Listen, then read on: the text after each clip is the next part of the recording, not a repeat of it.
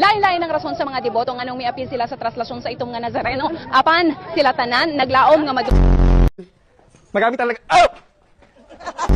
Sinasakyan ng mga magbabarkada, magkakaanak, basa na nga, ika nga. Pero yung new normal, hanggang dalawa lang yung pwede. So, kung mag-isa ka lang, dapat nasa dulo ka at naka-face mask pa rin.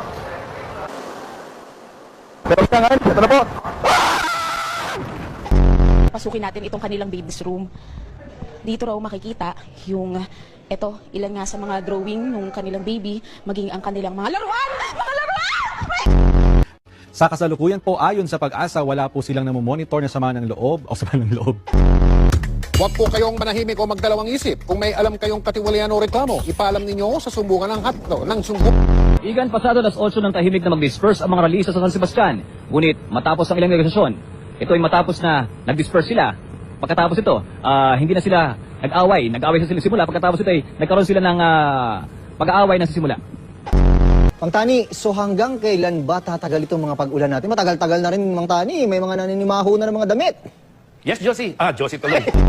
Yung ating wind map, makikita natin yung tuloy-tuloy na paglakas ng hangin habagat. At ito ay dahil doon sa bagyong Josie. At hindi lang yung weekend, kundi maaring Lunes hanggang Martes. Mang Tani, sige, maraming salamat sa iyo. Baka kung ano pa matawag mo sa akin, maraming salamat. Galit na tawag galit panggawa o galit. Yung composition, kanina nakita natin yung pagdagsari ng mga tae. At nakakatuwa nga dito, Chi, kahit dito sa nakikita mo sa aking likuran, kahit hindi na nananawa yung mga tauhan ng simbahan dito, hindi sa physical distancing, yung mga tao na mismo ang tumatayo doon sa mga markings na nakalagay sa labas ng simbahan. At makikita natin na kahit nasa labas sila ng tindahan, nasa labas sila ng simbahan, ay makikita natin na hanggang sa ngayon, natutupad pa rin yung social distance. At yun na muna ang latest. Kung isla na nabuo ngayong taon. Kung naalala ninyo, nitong Setyembre, may lumutang din na bagong isla sa Pakistan, dulot ng malakas na lindol na tinawag na Salsala Ko. Walang nakatira sa islang ito sa Pakistan dahil nagbubuga po ito. Pinamantala ng mga kawataan.